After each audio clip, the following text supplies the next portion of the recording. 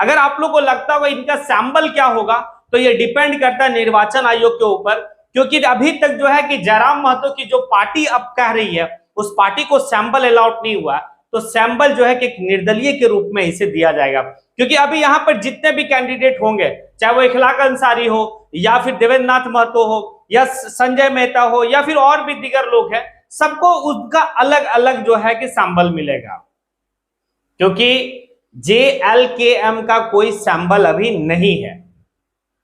एक ये चुनौती आएगा। जय हिंद, जोहार झारखंड, मैं शमशाद आलम। आज जिस मुद्दे पे बात करने वाले वो मुद्दा आपका जयराम महतो आखिर कौन सा तारीख को अपना नॉमिनेशन करेंगे। क्या जिस दिन जयराम महतो अपना नॉमिनेशन करेंगे उनके साथ कौन कौन सा बड़ा चेहरा होंगे? अमित महतो क्या उस नॉमिनेशन के दिन जयराम महतो के साथ दिखेंगे? चलिए हम लोग चलते और सारी बात को समझते हैं। आखिर मैं अमित महतो के बारे में क्यों कह रहा हूं, क्या अमित महतो आने की संभावना बनती है, सारी बात है। अब चलिए सबसे पहले बात ये समझते हैं कि जयराम महतो जिस लोकसभा सीट से चुनाव लड़ रहे हैं उस लोकसभा सीट में जो है कि चुनाव की प्रक्रिया क्या कहती है। तो चलिए चलते हैं और विस्तार रूप से समझते हैं कि जयराम महतो गिरिडीह लोकसभा क्षेत्र से चुनाव लड़ रहे हैं और गिरिडीह लोकसभा क्षेत्र में जो चुनाव होने वाला वो छठा फेज में चुनाव होने वाला। छठा फेज में जो झारखंड में चुनाव होगा वो 4 सीट में होगा, गिरिडीह, धनबाद, जमशेदपुर और रांची। और ये 4 लोकसभा सीट में 3 लोकसभा सीट पे जो है कि जेबी केसेस अपना कैंडिडेट को उतारा। गिरिडीह लोकसभा क्षेत्र में आप देखेंगे तो जयराम महतो खुद ही जो है कि चुनाव लड़ रहे हैं, धनबाद लोकसभा क्षेत्र में इखलाक अंसारी लड़ रहे हैं और रांची लोकसभा क्षेत्र में जो है कि देवेंद्र नाथ महतो लड़ रहे हैं। तो जयराम महतो जो है कि क्लियर कर चुके हैं कि मैं किस तारीख को जो है कि मैं अपना नामांकन करूंगा। तो चलिए यहाँ पर आप देखेंगे कि छठा फेज का जो प्रक्रिया स्टार्ट होता है 29 अप्रैल 2024 और 29 अप्रैल 2024 से लेकर 6 मई 2024 तक जो है कि आपका नॉमिनेशन की प्रक्रिया चलती है। फिर उसके बाद आपका आता है स्क्रूटनी का डेट।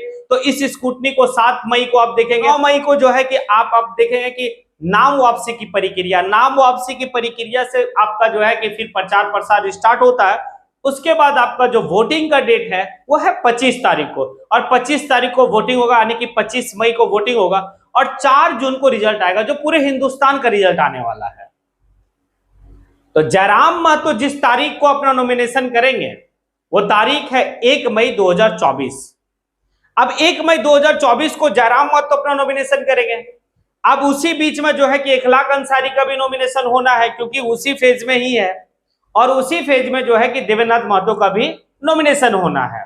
तो अभी क्लियर जो हुआ, जो क्लियर किया गया वो जयराम महतो का सीट को लेकर किया गया कि जयराम महतो जिस तारीख को अपना नॉमिनेशन करेंगे वो इस तारीख को करेंगे, 1 मई को करेंगे। अब दूसरा आता है कि आखिर नॉमिनेशन होगा कहां? तो नॉमिनेशन जो नामांकन आपका होगा वो स्थान है आपका बोकारो। बोकारो का उपायुक्त कार्यालय में नॉमिनेशन होगा। ज्यादा से ज्यादा लोग जो है कि उन्हें आशीर्वाद देने के लिए आप पहुंचे, क्योंकि एक अपील किया गया है जेबी केसेस और JLKM के द्वारा। अगर आप लोग को लगता होगा इनका सैंबल क्या होगा, तो ये डिपेंड करता है निर्वाचन आयोग के ऊपर, क्योंकि अभी तक जो है कि जयराम महतो की जो पार्टी अब कह रही है उस पार्टी को सैंबल अलाउड नहीं हुआ, तो सैंबल जो है कि निर्दलीय के रूप में इसे दिया जाएगा। क्योंकि अभी यहाँ पर जितने भी कैंडिडेट होंगे, चाहे वो इखलाक अंसारी हो या फिर देवेंद्र नाथ महतो हो या संजय मेहता हो या फिर और भी दीगर लोग हैं, सबको उसका अलग अलग जो है कि सैंबल मिलेगा, क्योंकि JLKM का कोई सैंबल अभी नहीं है। एक ये चुनौती आएगा, एक चुनौती है। अब चलिए चलते और बात को यह समझते हैं कि आखिर मैंने जो एक बात कहा कि क्या अमित महतो जयराम महतो का नॉमिनेशन के दिन साथ रहेंगे और कौन कौन सा बड़ा चेहरा उनके नॉमिनेशन में दिखेंगे। तो देखिए एक बात तो ये बात है कि जेबी केसेस का बड़ा चेहरा के रूप में देखेंगे तो 2-4 लोग ही में सिमटा हुआ है।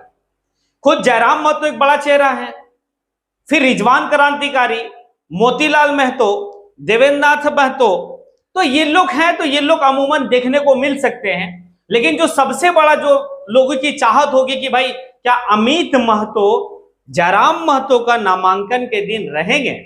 मैं क्यों कह रहा हूं ऐसा, तो आप लोग को एक बात पहले से पता है कि अमित महतो ने इस बात को कहा था कि मेरे जितने भी फॉलोअर गिरिडीह लोकसभा क्षेत्र में हैं वो सभी लोग जो है कि जयराम महतो को सपोर्ट कीजिए।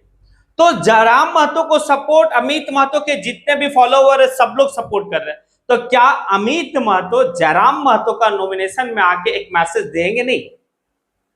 अगर देते हैं तो क्या होगा, क्योंकि इनके पास और कोई बड़ा चेहरा है नहीं। उसके बाद क्या होता है, अब यहां पर यह सवाल बनता है इखलाक अंसारी किस दिन करेंगे, इखलाक अंसारी किस दिन करेंगे, ये एक देखने का बात रहेगा।